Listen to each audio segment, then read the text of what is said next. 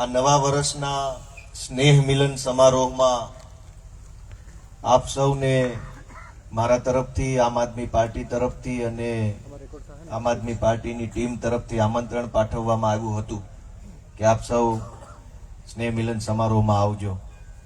મને ખૂબ ખુશી થાય છે. હું તમારા બધાનો ખૂબ ખૂબ આભારી છું કે તમે મારા આમંત્રણને માન આપ્યું, સ્વીકાર્યું અને આટલી વિશાળ સંખ્યામાં તમે તમારો કિંમતી સમય કાઢીને અહીં આવ્યા છો. બધાયનું હું હૃદયપૂર્વક સ્વાગત કરું છું અને સૌનો આભાર વ્યક્ત કરું છું.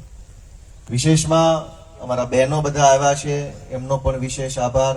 બિલકાથી મુક્તાબેન આવ્યા છે, અન્ય બધા બહેનો છે, એમનો પણ સહર્ષ હું સ્વાગત કરું છું. આ આપણા ખેતરનો કામકાજનો સમય છે, મોસમ ફૂલ ચાલે છે, આ વરસાદનું વાતાવરણ થયું છે અને એમ છતાંય તમે દૂર દૂરથી અલગ અલગ ગામડાઓમાંથી, તાલુકામાંથી પધાર્યા, એ મારા માટે ગર્વ લેવા જેવી બાબત છે અને ખૂબ ખુશીની બાબત છે. આ સાથે આ કાર્યક્રમની શોભા વધારવા માટે, આપણને સૌને માર્ગદર્શન પ્રેરણા આપવા માટે વિશેષ ઉપસ્થિત રહ્યા છે એવા દિલ્હીના ભૂતપૂર્વ ધારાસભ્ય શ્રી દુર્ગેશ પાઠકજી, જેઓ હાલમાં ગુજરાતના સહપ્રભારી તરીકે કામ કરી રહ્યા છે, અને એવા જ બીજા સહપ્રભારી શ્રી ગુલાબસિંહ યાદવ સાહેબ, એમનું પણ હું હૃદયપૂર્વક ખૂબ ખૂબ સ્વાગત કરું છું. અને જેમનું માર્ગદર્શન હંમેશા મળતું રહે છે અને જેમના માર્ગદર્શનની જરૂર હંમેશા પડતી રહે છે એવા આમ આદમી પાર્ટીના પાયાના કાર્યકર્તા, પ્રદેશ સંગઠન મહામંત્રી શ્રી મનોજભાઈ સોરઠિયાનું પણ હું હૃદયપૂર્વક સ્વાગત કરું છું. વિસાવદર વિધાનસભાની ચૂંટણી દરમિયાન હું તો અહીંયા નવો હતો. બધા જ વિસ્તારો, બધા જ ગામડાઓ, બધા જ રસ્તાઓ મેં જોયેલા હતા નહીં, બધાને હું જોયેથી ઓળખતો હતો નહીં. પણ જેમણે પોતે જ ધારાસભ્યના ઉમેદવાર છે અને પોતે જ ધારાસભ્ય બનવાના છે, એવી ધગશથી, એવા ખંતથી જેણે આખી ચૂંટણી પોતાના, આમ આદમી પાર્ટીએ એવું નક્કી કર્યું, અરવિંદ કેજરીવાલજીએ, કે વિસાવદરની પેટા ચૂંટણીમાં ગોપાલ ઇટાલિયાને ઉમેદવાર બનાવવો છે, ત્યારે આમ ખોખારો ખાઈને જેને વધાવી લીધો હતો ને એવા હરેશભાઈ સાવલિયા હતા. મારા આ વાત મજાની કરી એમ એવા હરેશભાઈ, જેમણે મારું બાવડું ચાલી અને અનેક જગ્યાએ મને ફેરવ્યો, એવા ભાઈ શ્રી જયસુખભાઈ પાઘડાલ, ખાંભાગીરવાળા, આખી ચૂંટણીઓ કરતા એવા પીઢ આગેવાન અમારા વેપારી મિત્ર કિશોરભાઈ સાવલિયા, ન્યા કેમ ઉભા છો? કિશોરભાઈએ એકલા હાથે આખા ભેસાણ તાલુકાની જવાબદારી લીધી કે ગોપાલભાઈ અહીંયા સભા કે રેલી મીટિંગ કરવા પૂરતા આવો એટલું ઠીક છે, પણ બીજી કઈ અહીંની ઉપાધિ કરતા નહીં, અહીંથી તમારો વજન જ પડશે. અને એ જવાબદારી કિશોરભાઈ સાવલિયાએ સંભાળી. ટીમે બધાએ ખૂબ મહેનત કરી. કૈલાસભાઈ સાવલિયા જામકાથી આમ આદમી પાર્ટીના તાલુકા પંચાયતના સભ્ય છે, એમણે ખૂબ મહેનત કરી. અને બધાએ, એટલે મેં કીધું એમ નામનું લિસ્ટ બહુ લાંબુ છે, પણ આજે આ નવા વર્ષ નિમિત્તે ઋણ અદા કરવાનો, ઋણ સ્વીકારવાનો આ સમય છે કે તમે બધાએ ભેગા મળી અને બહુ, એમાંય તે તમે હો બીજા ગામના અને ચૂંટણીમાં ઉભા રહ્યો બીજા ગામમાં, તો કોઈ દી શક્ય વાત જ નથી હોતી. પોતાના ગામમાં ચૂંટણી જીતવી અઘરી વસ્તુ હોય છે. નોંધ ઇતિહાસમાં લખાશે કે તમે બધાએ કેવડો મોટું કામ કર્યું છે, મારી ઉપર કેવડો વિશ્વાસ કર્યો તમે, અને એ તમે જે વિશ્વાસ કર્યો એટલો જ મોટો હરખ મને છે, ઉત્સાહ મને છે. તમે જોતા હશો તો ભાગા ભાગ થઈ ગયો છું. કાલે બપોરે 1 વાગ્યા સુધી હું અહીંયા વિસાવદરમાં હતો. કાલે સાંજના સમયે હું જામનગર હતો ને રાતે પાછો અહીં વિસાવદર આવી ગયો અને સાસણમાં એક કાર્યક્રમમાં હાજરી આપીને પાછો અત્યારે અહીં આવી ગયો ને અહીંથી પાછો કાલ સવાર અમરેલી વયો જશ ને સાંજે પાછો વિસાવદર.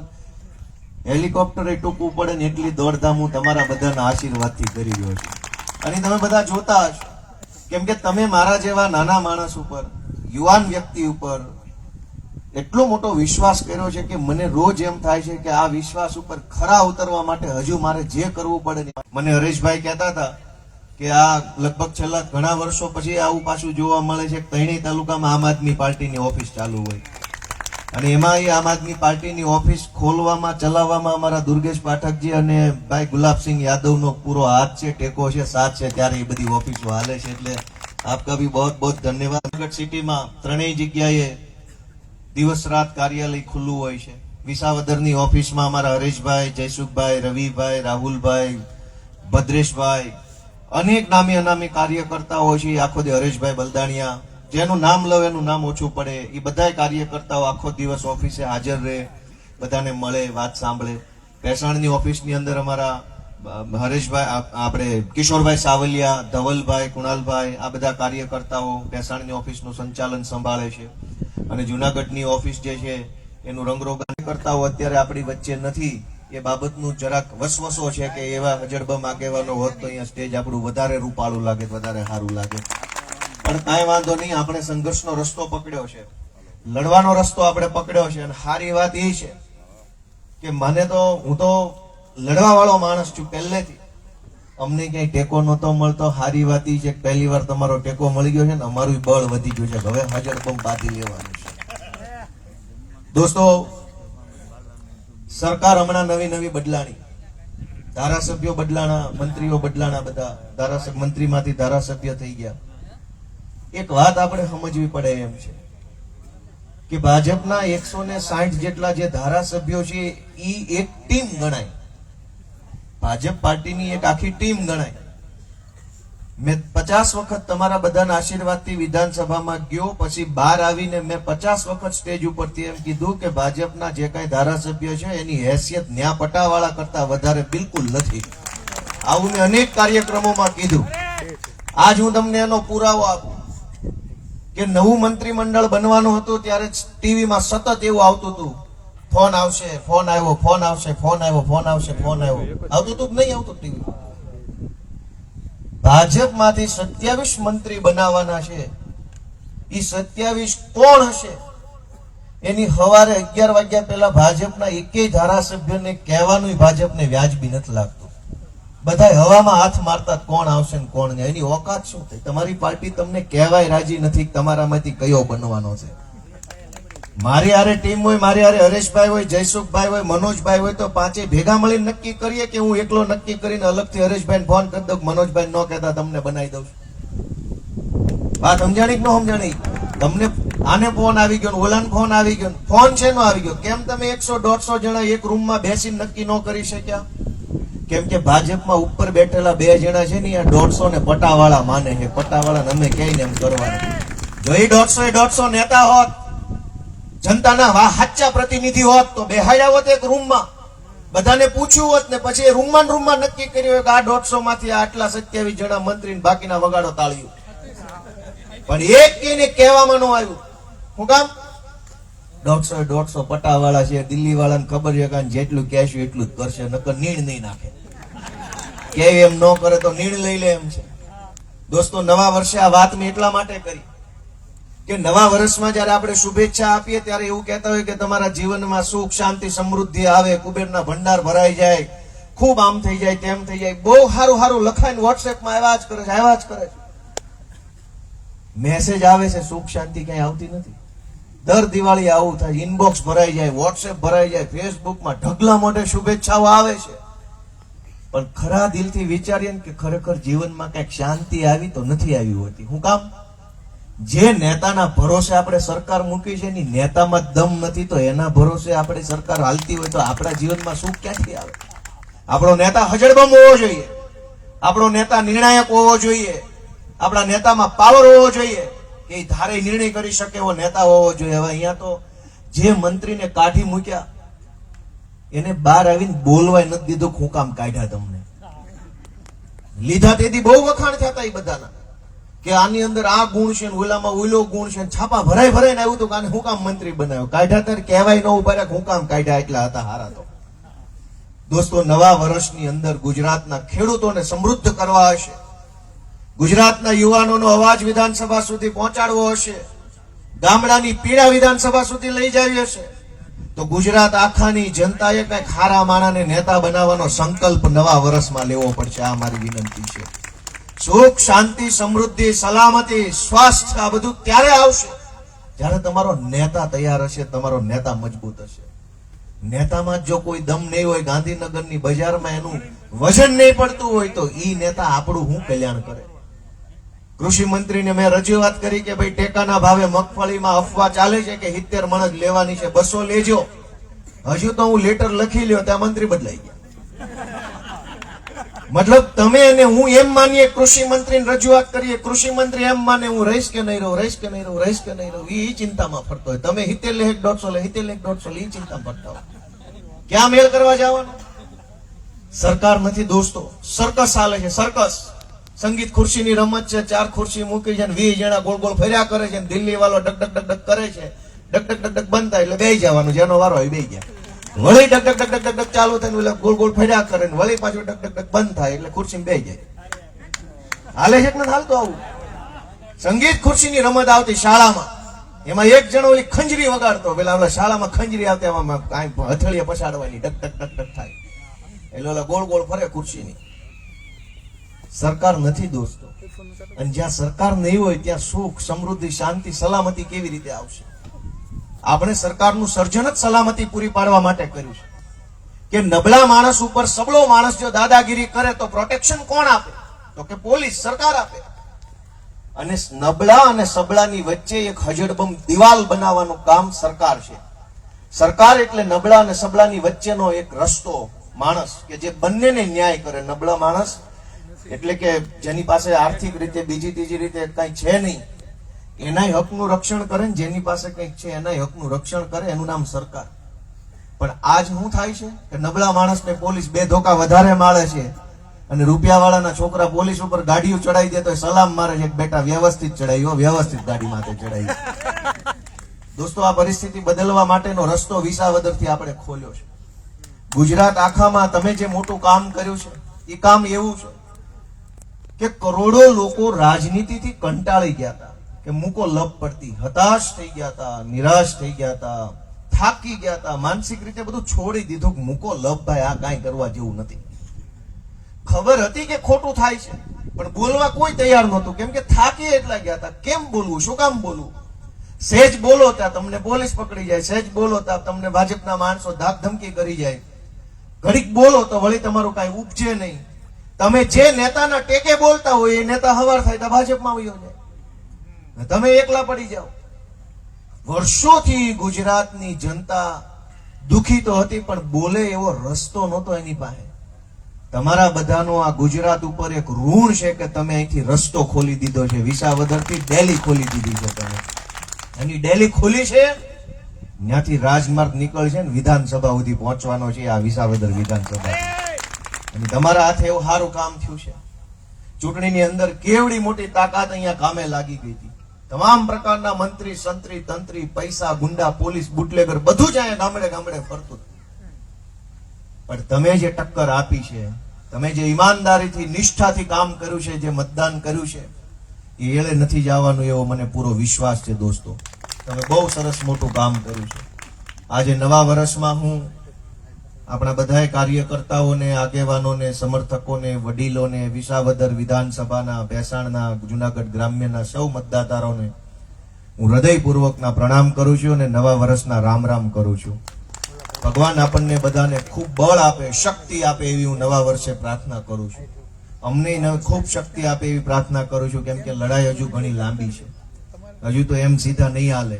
એટલા વર્ષથી ખાઈ ગયા છે, ગોઠણિયા વાળી નીકળે, સીધા તો નહીં હાલે, થોડીક વાર લાગશે.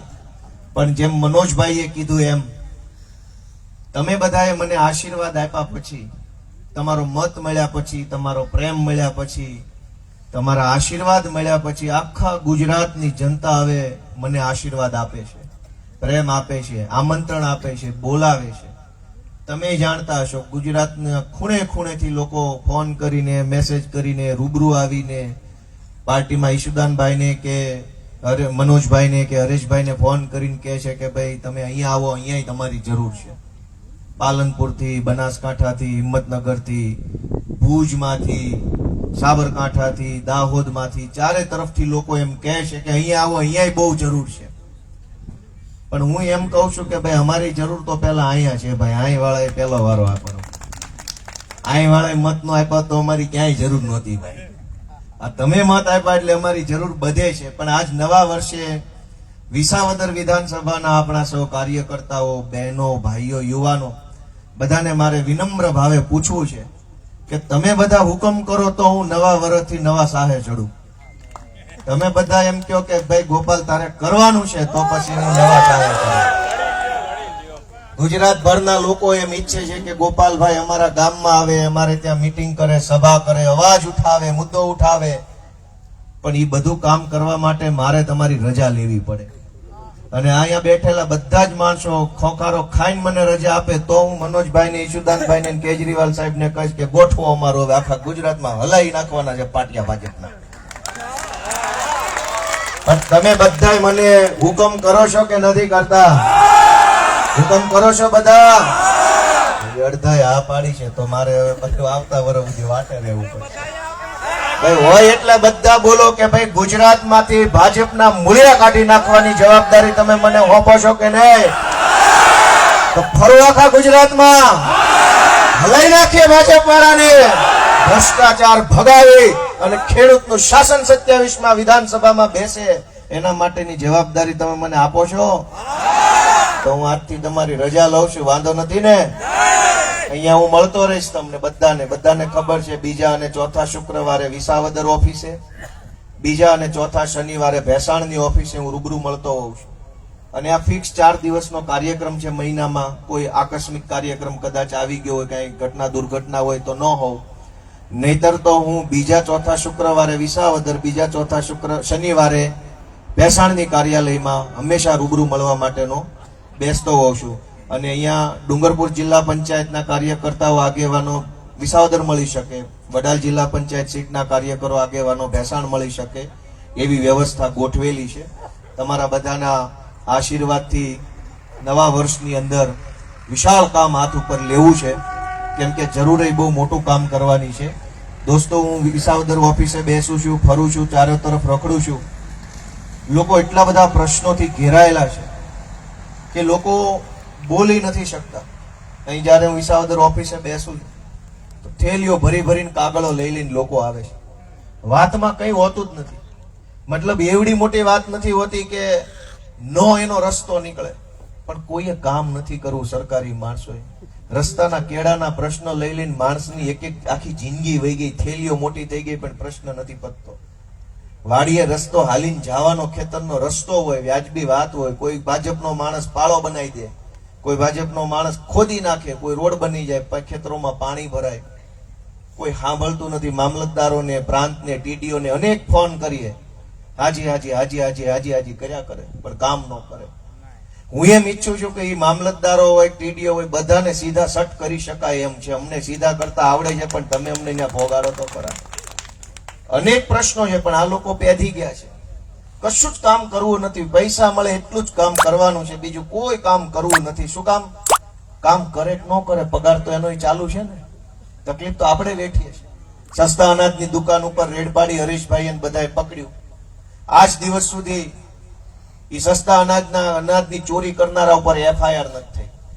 આ વિસાવદરમાં જે ઘટના બની અને એ ઘટનામાં હું ઉપવાસ ઉપર બેઠો ને એનો વિડીયો ઉતરો ની વિડીયો વાયરલ થયો. એમાં 4 છોકરાએ કોમેન્ટ કરી તો જુનાગઢના SOG વાળા, ક્રાઇમ બ્રાન્ચ વાળા અનેક નિર્દોષ લોકોને ઉઠાઈ આવ્યા.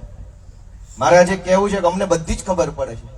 બધાની સિંઘમગીરી હોહરી નો કાઢી નાખીએ ને તો હું મારી માના પેટનો નહીં. અમને બધી ખબર પડે છે. આજ મૂંગા બેઠા છે. તારે તમારી અધિકારીગીરી, હોશિયારી બધું જ કાઢી લ્યો અમારા ઉપર, પણ જેથી ગુજરાતની જનતા મારા માથા ઉપર હાથ મૂકે ને તેથી તમને જીવવા જેવા નહીં રહેવા દો. આ હું સમજો છું. ચોર લુખાઓ ખુલ્લે આમ ફરે છે, બુટલેગરો ખુલ્લે આમ ફરે છે, ભાજપના ગુંડાઓ ખુલ્લે આમ ફરે છે, અનાજ માફિયા ખુલ્લે આમ ફરે છે, રેતી કાઢનારા, અનેક ખોટું કરનારા, સરકારી ગૌચર દબાઈ દે, બધા ખુલ્લે આમ ફરે છે. અને સરકારી ઓફિસોમાં બેઠેલા સિંઘમોની ઓકાત નથી કે ગુંડાઓને રોકે. કાંઈ વાંધો નહીં. બોટાદના પોલીસ વાળા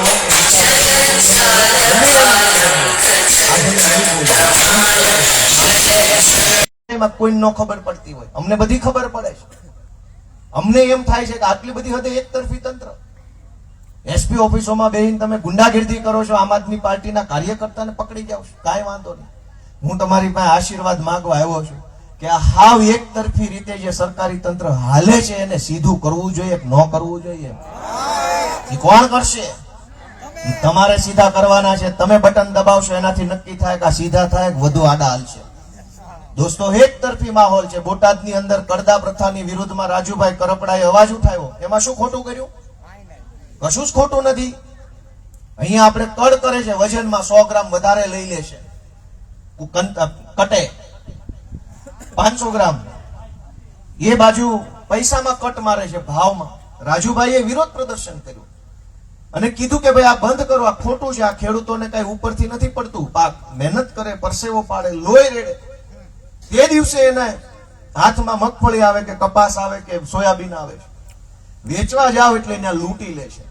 એ લૂંટનો વિરોધ અમારી આમ આદમી પાર્ટીએ રાજુભાઈના નેતૃત્વમાં, પ્રવીણભાઈ રામના નેતૃત્વમાં કર્યો. તો એ કડદો કરનારા ઉપર એફઆઈઆર નથી થઈ. કડદાનો વિરોધ કરનારા લોકો આજે જેલમાં છે નવા વર્ષના દિવસે. દોસ્તો, અમે બધું જાણીએ છીએ. એ બોટાદના હોય કે જુનાગઢના હોય કે વિસાવદરના હોય, લોઢાના મેડલ આપ્યા વગર જવા નથી દેવાના. એક મારો સંકલ્પ છે દોસ્તો.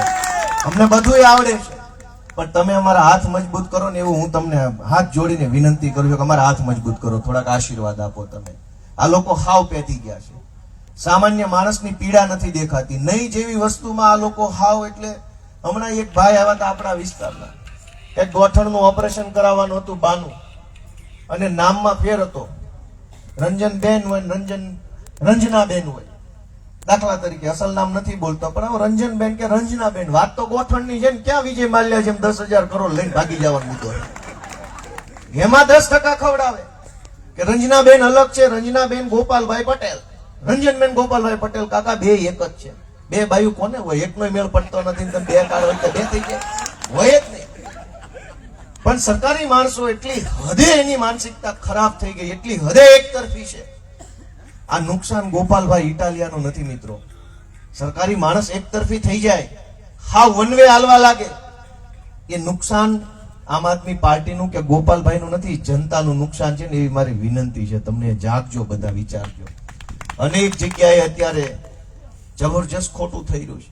સામાન્ય માણસના હાથમાં 2 પૈસા નથી વાપરવા માટે, અને આ લોકો કરોડોના બિલ મૂકી દે છે. તમે મને ધારાસભ્ય બનાવ્યા પછી મને ઓછામાં ઓછા 35 થી 40 જેટલા સરકારી કાર્યક્રમોના આમંત્રણ આવ્યા આ 2-2.5 મહિનામાં. અહીંયા જ વિસાવદરમાં, જુનાગઢ જિલ્લામાં એક જિલ્લા પંચાયત દ્વારા રાખ્યો હોય, શિક્ષણ વિભાગ દ્વારા અને જિલ્લા વહીવટી તંત્ર દ્વારા, તાલુકા તંત્ર દ્વારા 35 થી 40 જેટલા સરકારી કાર્યક્રમોના આમંત્રણ મને મળ્યા. આ સરકારી કાર્યક્રમનું મહત્વ કાંઈ ન હોય, પણ સરકારી કાર્યક્રમ યોજાય એટલે મંડપનું બિલ એક ભાજપ વાળાના નામે ઉધારી નાખે, માઇકનું બિલ બીજા ભાજપ વાળાના નામે, ચાનું બિલ ત્રીજા ભાજપ વાળાના નામે, ખુરશીનું બિલ ચોથા ભાજપ વાળાના નામે, નાસ્તાનું બિલ 5મા ભાજપ વાળાના નામે. એક સરકારી કાર્યક્રમ થાય એટલે ઓછામાં ઓછો 1.5 થી 2 કરોડ રૂપિયાના બિલ મુકાઈ જાય છે, અને આ વિસ્તારના બધા ભાજપિયા એમાંથી કમાય છે, અને પછી જોર જોરથી ભારત માતા કી જય, ભારત માતા કી જય કર્યા કરે છે. બધા પૈસા કમાય છે દોસ્તો. એક સામાન્ય માણસ કેમ જીવન જીવે છે? આ અમારા ડુંગરપુર સાઈડમાં લોકો ઠેક સવારમાં 4 વાગ્યામાં જાગીને બેનું ટિફિન કરી કરીને બગસરા ધારી ઠેક મજૂરીએ કોકના ખેતરોમાં કામ કરવા વહી જાય છે. તેથી હાંજે 300 રૂપિયા નથી મળતા એ બહેનોને, અને હાંજે આવે ને ત્યાં રોટલા ઘડે એવા નથી રહેતા. તોય રોટલા ઘડે ખાઈને વાસણ ઉઠકે ત્યાં તો ઊંઘવાનો ટાઈમ થઈ જાય, કેમ કે બીજે દી સવાર જાગવાનું હોય. સામાન્ય માણસની પરિસ્થિતિ આ કરી નાખી છે ભાજપ વાળાએ. અને પાછી જોરથી ભારત માતા કી જય બોલતું જવાનું, લૂંટા એટલું લૂંટતું જવાનું. દોસ્તો, હું ગુજરાત ભરના લોકોને તમારા માધ્યમથી, કેમ કે વિસાવદરમાં ઉભા રહીને જે બોલવી ને આખું ગુજરાત સાંભળે છે એવી હાલત છે અત્યારે. એટલે આ ગુજરાતનું રાજ્ય મંચ છે. અહીંયા રાજ્યને કાંઈ પણ વાત કેવી હોય તો વિસાવદરથી કહેવી પડે. દોસ્તો, અનેક પ્રકારના કાર્યક્રમોના માધ્યમથી લૂંટફાટ મચાવી દીધી છે આ લોકોએ. હું તો જોઉં છું ને જે જોઉં છું એ પાછો વિડીયો બનાવીને તમારા સુધી પહોંચાડવાની કોશિશ કરું છું કે કેટલી લૂંટફાટ ચાલે છે. હમણાં ટેકાની ખરીદી ચાલુ થશે. મેં બધા જ સાહેબો હારે વાત કરી લીધી છે કે ભાઈ ગઈ વખતે હું નહોતો એટલે ગઈ વખતે જે થયું તે થયું, પણ આ વખતે હવે જો કઈ આમ તેમ થશે ને તો પછી બાંધવાનું થશે ઊભા હાથે. કેમ કે ગઈ વખતે ઘણી બધી માથાકૂટ કરી છે આ લોકોએ, લૂંટફાટ મચાવી લીધી છે. મેં બધા જ સાહેબો હારે વાત કરી રાખી છે. અમે ટીમ બનાવવાના છે, હું નરેશભાઈ ને આ બધા જ્યાં જ્યાં ખરીદી સેન્ટર હશે ત્યાં માણસો રાખવાના છે. ફોન નંબર બધું ઈસુદાનભાઈ હારે મારે વાત થઈ છે કે આખા ગુજરાતમાં આપણે એલર્ટ રહેવું છે, અને થાય એટલી ખેડૂતોની મદદ કરવી છે કે આ વખતે ક્યાંય પણ ટેકાના ભાવની ખરીદીમાં ખેડૂતોને કોઈ પૈસા પડાવી લે, કોથળો ઠપકારવાના, ભરતી પૂરી કરવાના, વજનના આના તેના ચડાવવા ઉતારવાના, એ કાંઈ ચાલવા દેવાનું નથી. હું તમને બધાને વિનંતી કરું છું કે ગયા વખતે તો તમને નજર સામે ખોટું થતું હતું, પણ બોલાય એમ હતું નહીં, કેમ કે બોલવી તો કોના ટેકે બોલવાનું. હું આ વખતે વિનંતી કરું છું, ક્યાંય કોઈ મગફળી વેચવા તમારા ગામમાંથી માંડવી વેચવા જાય કોઈ સેન્ટર પર તો ખોટું ચલાવી લેતા નહીં, વટથી તાકાતથી વિરોધ કરશો. અમે તમારા ટેકામાં છીએ. ક્યાંય ખોટું કોઈ ચલાવી ન લેતા. તમે ચલાવી લેશો તો ધારાસભ્ય હું બોલી શકવાના? તમારે ચલાવી નથી લેવાનું. આ વખતે બધી જ વ્યવસ્થા સારી થાય એની જવાબદારી તમારી, મારી હૈયારી છે. મેં મારી જવાબદારીના ભાગરૂપે અનેક સાહેબોનું અનેક રીતે લેખિતમાં, મૌખિકમાં, ટેલિફોનથી ધ્યાન દોરી દીધું છે. પણ તમે ખાબદા થઈ જાજો કે આ વખતે મોબાઈલનો કેમેરો લઈને જ જવાનું છે માલ વેચવા માટે. ક્યાંય ખોટું થતું હોય તરત વિડીયો ઉતાર લેવાનો, ને એમાં ક્યાંય કોઈએ શરમ કે બીક રાખવાની જરૂર નથી. જે કાંઈ થશે એ જોયું જશે, ભગવાન ભરોસે આપવાનું છે આ વખતે, એવી મારી તમને બધાને વિનંતી. દોસ્તો, આ નવા વર્ષમાં તાલુકા અને જિલ્લા પંચાયતની ચૂંટણીઓ આવી રહી છે અને તાલુકા જિલ્લા પંચાયતની ચૂંટણી ખૂબ મહત્વની ચૂંટણી છે. સામાન્ય લોકોને ખ્યાલ જ નથી કે તાલુકા અને જિલ્લા પંચાયતની ચૂંટણીનું શું મહત્વ છે. કેન્દ્ર સરકાર કે રાજ્ય સરકાર કે ધારાસભ્ય કે સાંસદ સભ્ય કોઈ પણ વ્યક્તિની ગ્રાન્ટ આવે, એ ગ્રાન્ટ ફરીને વાયા તાલુકા પંચાયત જ ગામમાં આવતી હોય છે. ગુજરાતના દરેક તાલુકાને, ધ્યાનથી સાંભળજો, બહુ મહત્વની વાત છે. ગુજરાતના દરેક તાલુકાને એવરેજ ઓછામાં ઓછા 15 કરોડ રૂપિયા અને વધુમાં વધુ જેવડો મોટો તાલુકો એવડા રૂપિયા દર વર્ષે ફરજિયાત સરકારમાંથી ગ્રાન્ટ તાલુકામાં આવે છે. તમે ગમીને મત દો, કોઈ પણ પાર્ટીને મત દો કે કોઈને મત ન દો, ઓછામાં ઓછા નાખી દેતા 15 કરોડ ને વધુમાં વધુ 35-40 કરોડ રૂપિયા સરકારની ગ્રાન્ટ તાલુકા પંચાયતમાં ડાયરેક્ટ આવે, સીધા રૂપિયા તાલુકા પંચાયતમાં આવે. એ પૈસા બધા જ ભાજપ વાળા વાપરી જાય છે અને મસ્ત મજા કરે છે. તમે જુઓ કે આજથી 15 વર્ષ પહેલા જે ભાજપ વાળાને ખાવાના વેત નહોતા, એ લોકો આજના નેતા બનીને ફરે છે. પણ ધ્યાનથી સાંભળજો, એક તાલુકા પંચાયતને એવરેજ 15 કરોડ રૂપિયા વર્ષે મળે ગ્રાન્ટ. એ આખા તાલુકાના બધા ગામમાં પૈસા વાપરવાના હોય. જિલ્લા પંચાયતને 80 થી 100 કરોડ રૂપિયા એક વર્ષે સરકારના મળે ફરજિયાત, એ એને આખા જિલ્લામાં વાપરવાના હોય. ધારાસભ્યને 2 કરોડ રૂપિયા મળે આખી વિધાનસભા માટે. 3 તાલુકા વચ્ચે હૈયારા 2 કરોડ રૂપિયા વર્ષે. ભેસાણની તાલુકા પંચાયતને 15 કરોડ રૂપિયા એવરેજ મળે. વિસાવદરની તાલુકા પંચાયતને 28 થી 25 કરોડ એવરેજ દર વર્ષે મળે. જુનાગઢ તાલુકાની પંચાયતને એવરેજ 25 થી 30 કરોડ દર વર્ષે મળે. ત્રણેય તાલુકાને મળીને 60-70 કરોડ રૂપિયા તાલુકા પંચાયતમાં આવે. ઈ સમયે ધારાસભ્યના હાથમાં 2 કરોડનો વહીવટ આવે. તો ગામનું કામ ઉકલવું હોય તો ક્યાં સૌથી વધુ પૈસા છે? તાલુકા પંચાયતમાં. બીજી વાત કે કેન્દ્ર સરકારની ગ્રાન્ટ દરેક ગામની ગ્રામ પંચાયતમાં આવે છે. નવા વર્ષે આપણે સુખ, સમૃદ્ધિ, શાંતિ, સલામતી લાવવી હોય તો આ જાણવું પડશે કે કેન્દ્ર સરકારમાંથી ડાયરેક્ટ ગામની ગ્રામ પંચાયતની અંદર પૈસા આવે છે ફરજિયાત. આખું ગામ આમ આદમી પાર્ટીને મત આપી દે તોય ઓલી ગ્રાન્ટ તો ગામની પંચાયતમાં આવે. માથા દીઠ પૈસા સરકારમાંથી આવે. ગામની જેટલી વસ્તી એટલા પૈસા ગામની પંચાયતમાં ફરજિયાત આવે જ. આપણને ખબર નથી. આપણને વર્ષો સુધી એમ થાય ધારાસભ્ય બદલશો કામ થાય, અથવા ગોપાલભાઈ મત આપશો નહીં થાય, પણ પૈસા તો ગામની પંચાયતમાં આવે છે. આ ભાજપ વાળા ચૂંટણી પ્રચારમાં ગામડે નીકળે ત્યારે એવું બોલે કે તમે અમને મત નહીં આપો તો કામ નહીં થાય. પણ પૈસા જે ગામની પંચાયતમાં આવે છે, હું તમને કહી દઉં કે 3-4 હજારની વસ્તી વાળું ગામ હોય, 2500-3000 ની વસ્તી વાળું ગામ હોય તો એવરેજ દર વર્ષે ગામની પંચાયતમાં 20 લાખ રૂપિયા એવરેજ, 2 લાખ ઓછા 2 લાખ વધુ હોઈ શકે, પણ 20 લાખ રૂપિયા ફરજિયાત ગામની ગ્રામ પંચાયતમાં આવે. તમને જ્યાં મજા આવે મત દો કે ન દો, 20 લાખ દર 3 કે 3.5 ની વસ્તી ગામની પંચાયતમાં દર વર્ષે આવે. જેવડું મોટું ગામ એવડા મોટા રૂપિયા આવે અને ફરજિયાત આવે. તમે મત દો કે ન દો એની યાર કાંઈ લેવા દેવા નથી. ક્યાં જાય છે એ બધા પૈસા? ગુજરાત આખાની ગ્રામ પંચાયતોમાં વર્ષે 15-20 લાખ રૂપિયા કેન્દ્ર સરકારમાંથી સીધી ગ્રાન્ટ આવે છે. બધા પૈસા ખવાઈ જાય છે. શું કામ? કાં તો પબ્લિકને જાણકારી નથી, જાણકારી હોય એનું કઈ ઉપજવા દેતા નથી. 15-20 લાખ તો થયા ગ્રામની પંચાયતના. તાલુકા પંચાયતમાં 20-30 કરોડ રૂપિયા દર વર્ષે આવે છે. એ તાલુકા પંચાયતના ભાજપના સભ્યો ભાગ પાડી લે, ગ્રાન્ટો વેચી નાખે કમિશન ઉપર. અહીંયા વિસાવદરમાં તો એજન્સીઓ છે બધી. 2-3 જણાએ મારું ધ્યાન દોર્યું કે આપણે એજન્સીને કીધું હામાય ન મળતા, નકર મજા બગડી જાય તમારી. ધારાસભ્યની ગ્રાન્ટ એજન્સીને આપવાની. કોઈ એવા ભાજપના 4-5 લફંગાઓ હોય એ ગ્રાન્ટ નો વહીવટ કરી નાખે કે ભાઈ ઘોડાસણ ગામમાં ગ્રાન્ટ આપવી હોય તો એજન્સી વાળો છે એના તમારે મળવાનું, એજન્સી વાળાનું ધારાસભ્ય સેટિંગ હોય એટલે ધારાસભ્ય પાસે 5 લાખ લખાવે, એમાંથી 20,000 એજન્સી વાળો લઈ જાય, 20,000 ધારાસભ્યને આપે અને 20,000 ગામના જે કઈ આગેવાને ગ્રાન્ટ લખાવી એના, એટલે લાખ રૂપિયા 5 લાખમાં સીધા નીકળી જાય. દોસ્તો, તમારા બધાના આશીર્વાદથી મેં આજની તારીખમાં અનેક ગ્રાન્ટો લખી છે, પણ એક પાવલી કોઈની પાસેથી માગી નથી. જેના જેના ગામમાં ગ્રાન્ટ લખાય છે એને ખબર છે. અને બીજો ધક્કો નહીં, જેને જેને લખી, મારે જાહેરમાં નથી કેવું, હરેશભાઈ ને જયસુખભાઈ ની બધા જાણે છે. જે માણસ આવ્યા મારી સત્તામાં જે કામ આવે છે, ઊભા બીજો ધક્કો નહીં, બીજી કલાક નહીં, 3 લીટી પેનથી લખવાની જ ધારાસભ્ય, બીજું કાંઈ કરવાનું નથી. કોઈ પાવલી પૈસા કોઈની પાસે મેં માગ્યા નથી. શું કામ? તમે ક્યાં ચૂંટણી મારી પાસે પૈસા માગ્યા? તમે નથી માગ્યા, મારે નથી માગવાના. આ તો આપણો વ્યવહાર છે અને આ વ્યવહાર આમને હાકે રાખવાનો છે. અને ચૂંટણીએ ઓલે આવે તો એને હવે છે ને કઈ ખેરી લેવાના, એ આપણો જ માલ છે, ટેકાના ભાવે લઈ ગયેલો. દોસ્તો, તાલુકા પંચાયતની અંદર સરકારમાંથી દર વર્ષે 15 થી 20 કરોડ રૂપિયા આવે છે. આ 15-20 કરોડ રૂપિયાનો તાલુકા પંચાયતના લગભગ સભ્યો ભાગ પાડીને ખાઈ જાય છે. એકના એક કામના 5-5 વખત બિલ મુકાય છે. બ્લોકના બિલ 4-4 વખત મુકાય, સીસી રોડના 4-4 વખત મુકાય. હું જયારે ગામડે જાવ ત્યારે આગેવાનો મારું ધ્યાન દોરે કે અમારે બ્લોક નથી. કાગળ ઉપર જોવો તો 4 વાર બની ગયો હોય અને ગામમાં 1 વાર ન બન્યો હોય. દોસ્તો, જરાક બધા જાગૃત બનો એવી મારી હું તમને વિનંતી કરવા માટે આવ્યો છું.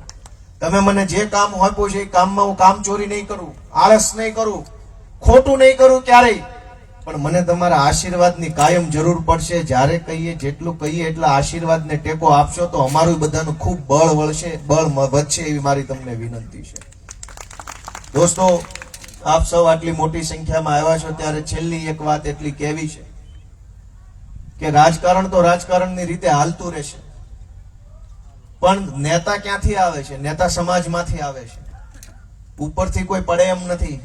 કોઈ આપણામાંથી જ એક માણસ નેતા બને છે. એટલે સમાજ સાથે સંવેદનાનો આપણો જે સંબંધ તૂટી ન જાય એ જોવાની જવાબદારી નેતાની છે. રાજકારણ રાજકારણની રીતે છે, પણ સમાજ રહેવાનો છે. સમાજ વિશાળ છે, સમાજમાં શક્તિ છે.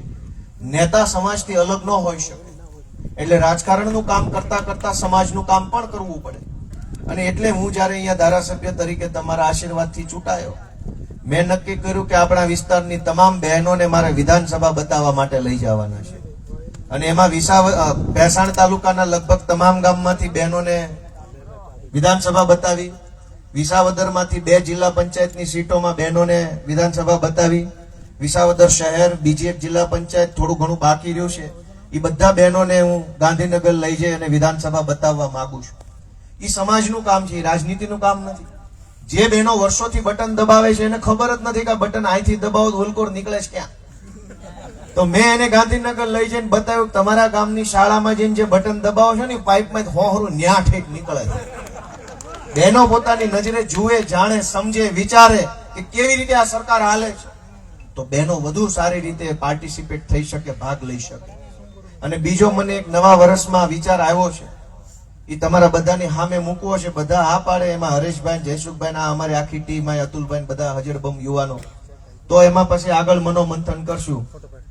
મારી એક ગણતરી એવી છે કે આપણા આ આખા વિસ્તારના યુવાનોને હવે તો હમણાં આપણી ખેતીની સિઝન પૂરી થઈ જાય અને ખેતરમાં લગભગ કામ બધું ઉકલી જાય, તો આપણા આ બધી તાલુકા પંચાયતના જે કાંઈ યુવાનો છે એની તાલુકા પંચાયતની સીટ વાઇઝ એક ક્રિકેટની ટીમ બનાવીને 1 મહિનો આપણે ક્રિકેટ ટુર્નામેન્ટનું આયોજન કરવાનું મારા મનમાં એક સંકલ્પ છે. આવું કરવું જોઈએ કે ન કરવું જોઈએ?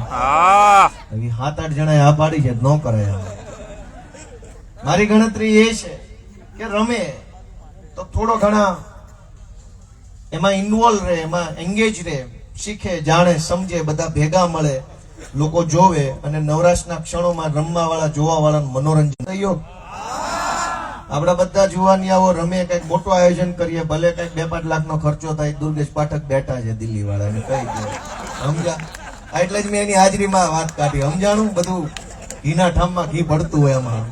એ ગુજરાતીમાં સમજી ગયા. જોયું દાંત કાઢ્યો ને, કાઢ્યા દાંત, એને ખબર પડી ગઈ હું કે છે.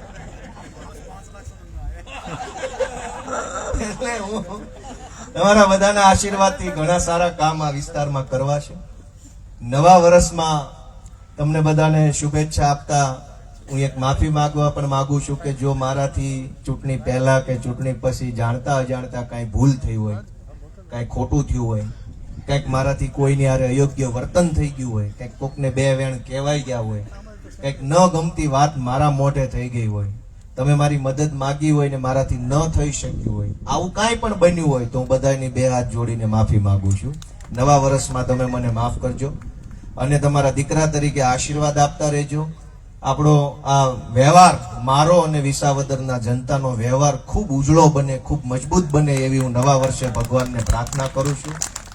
તમારા બધાના આશીર્વાદ અને પ્રેમથી હવે પછીથી હું નવા વર્ષમાં જરાક થોડોક બહારનો આંટો ફેરો વધારે રાખીશ. એટલે કદાચ હું અહીંયા હોવ ન હોવ, મારા વતી જરાક બધા કાર્યકરો સાચવી લેજો, એ બધાને વિનંતી છે.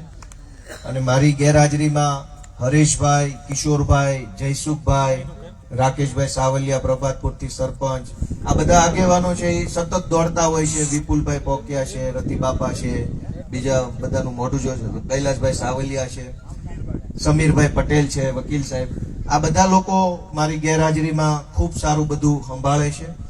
જેનું કોઈનું નામ લેવામાં કદાચ મારાથી ભૂલાઈ ગયું હોય તો માફ કરજો મને. ભરતભાઈ સરપંચ, હા ધર્મેશભાઈ, આ ધર્મેશને પોલીસ વાળા પકડી ગયા અને એમ કીધું ગોપાલ ઇટાલિયાનો પીએ પકડાઈ ગયો. તમને ખબર ધર્મેશ અમારે કાનાણી. કાંઈ વાંધો નહીં ભાઈ, તમે પકડી જાવ અત્યારે કાંઈ વાંધો, સરકાર બદલાય પછી તમને ઊંધા ન કરવી તો કહેજો ને. મને તો એ વાતથી સખત ચીડ છે દોસ્તો. ફરી વાર એની વાત કહું કે આ લોકો શું એના મનમાં સમજે છે. આમ આદમી પાર્ટી વાળાને પકડવાનો ચિંગમોના ટોળા આવે છે, 10-10 ગાડીઓ લઈને તમે ઘરી જાવ છો. એટલી ઓકાત તમારા બુટલેગરોને પકડવાની છે કઈ? બુટલેગરોને પકડવા જાવ તો તમને ઢીંઢા ભાંગી નાખે એમ છે તમારા. તમે અમારા માણસોને પકડો, રાજુભાઈને પકડો, ધર્મેશને પકડો, ચૈતર વસાવાને પકડો, હરેશભાઈને 2 દિવસ જેલમાં જવું પડ્યું. દોસ્તો તમે આ બધું જોઈને આવતી તાલુકા જિલ્લા પંચાયતની ચૂંટણીમાં થોડોક ન્યાય કરો. આખા ગુજરાતની જનતા હું તો વિનંતી કરું છું કે એકવાર ન્યાય કરો, પછી અમે જોઈએ છે કોને કેટલું પાણી છે. દોસ્તો આ પરિસ્થિતિને બદલવા માટે હું તમારો સહયોગ માંગુ છું અને તમારા બધાના આશીર્વાદથી તમે જુઓ, રાજકોટની હું સભામાં ગયો, મોદીની સભામાં બસ મૂકો તોય નો આવે ને, એન કરતા 4 ગણા માણસો તો એ સભામાં તેદીના હકડે ઠઠ માણસો બેઠા, તમે બધા જોયું છે. ભાજપ વાળાના છાતીના પાટિયા ભાંગી જાય ને એવો માહોલ છે અત્યારે ગુર્જર ગુજરાતમાં. અને સૌથી છેલ્લી વાત કે તમે મને આશીર્વાદ આપીને ધારાસભ્ય બનાવ્યો, કઈ હું અડકો દડકો દહીં દડકો ખાઈ જા ખજૂર લે બની ગયો, એમ નથી બન્યો. તમારા બધાના પ્રેમથી તમે બટન દબાવ્યું તો હું અહીંયા ધારાસભ્ય તરીકે ઉભો છું. એ વાતને ભાજપની સરકારે સ્વીકારી લેવી જોઈએ કે આને જનતાએ બનાવ્યો છે, હાથે હાથે બનેલો માણસ નથી. પણ એ નથી સ્વીકારી શકતા. સત્તાની અભિમાન એનામાં જુઓ, હવા જુઓ. તમે જનતા છો, તમે સમાજ છો, તમે મહાન છો, તમે કયોય નેતાએ કરવાનું હોય, પણ ભાજપનું અભિમાન જુઓ કે જેણે જેણે સત્તામાં મેં જેને જેને લલકાર્યા કે આ ખોટું કરનારા છે, આવા છે, એ બધા લોકોને મંત્રી બનાવી દીધા ને મોટા હોદ્દા આપી દીધા. મારે નામ નથી લેવા, જે લોકો મારી હારે ઝઘડો કર્યો જેને, એ બધાને મોટા મોટા હોદ્દામાં મંત્રી બનાવ્યા. વાત સાચી છે ખોટી? એનો અર્થ શું? એનો અર્થ એમ કે ભાજપની સરકાર એમ કહેવા માંગે છે કે તમે જેટલું વધુ બાંધશો ને એટલા અમે એને મોટા કરશું, અમે તમારું માનવાના નથી, તમારે જે કરવું એ કરી લે. એનો અર્થ તો એ જ થાય ને, કે જનતા જેના વિરોધમાં હોય એને કેવી રીતે મંત્રી બનાવ્યા? દોસ્તો ભાજપનો સંદેશ સાફ છે કે જનતા જે વ્યક્તિનો વિરોધ કરશે ભાજપમાં એને ભાજપ મંત્રી, તંત્રી, નાયબ મુખ્યમંત્રી બધું બનાવી દે. તમે વિરોધ જેટલો કરશો ને એટલો એની ઉપર લઈ આવશે. જનતા જેનો વિરોધ કરે એને ઘર ભેગો કરવાનો હોય, માથે ચડાવવાનો હોય. એને બદલે આને શું કર્યું? જનતાએ જેનો વિરોધ કર્યો એને માથે ચડાવ્યા. એનો સાફ અર્થ છે કે જનતાને જે કરવો એ કરે. આ લોકો સુધરવાના નથી. નિર્ણય આપણે લેવાનો છે કે આખા ગુજરાતમાં હવે વિસાવદર વાળી થાય નહીં ને ત્યાં સુધી આનું ભૂત ઉતરવાનું નથી દોસ્તો. એટલે આપ સૌ લોકો આટલી વિશાળ સંખ્યામાં આવ્યા, બધાયનો હું હૃદયપૂર્વક ખૂબ ખૂબ આભાર વ્યક્ત કરું છું. આપણી બહેનોનો આભાર, વડીલો, યુવા દોસ્તો, કાર્યકર્તાઓ, બધાયનો નામી અનામી જેનું નામ લેવાનું ભૂલાઈ ગયું, ચૂકાઈ ગયું, એમનોય બધાનો હું હૃદયપૂર્વક ખૂબ ખૂબ આભાર વ્યક્ત કરું છું. નવા વર્ષમાં ભગવાન આપણને ખૂબ બળ આપે અને 27 પહેલા જ તે આપણા ખેડૂતોનું, આપણા ગામડાના લોકોનું કંઈક સારું થાય એવું પરિણામ તાલુકા જિલ્લા પંચાયતમાં આવે એવી ઈશ્વરને હું પ્રાર્થના કરું છું. વૈષ્ણવજન તો તેને કહીએ જે પીડ પરા